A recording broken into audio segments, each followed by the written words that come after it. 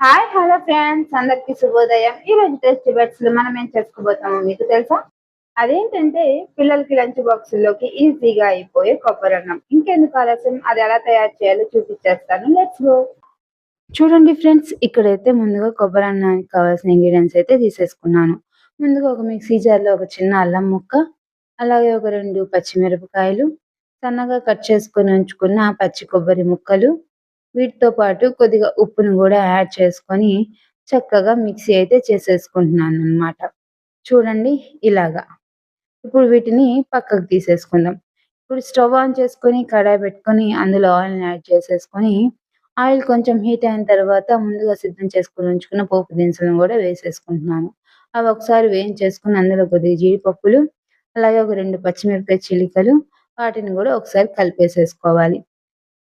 ఇప్పుడు అందులో కొంచెం బఠానీ గూడా యాడ్ చేసుకుంటున్నాననమాట. వాటిని గూడా ఒకసారి కలిపేసేసుకోవాలి.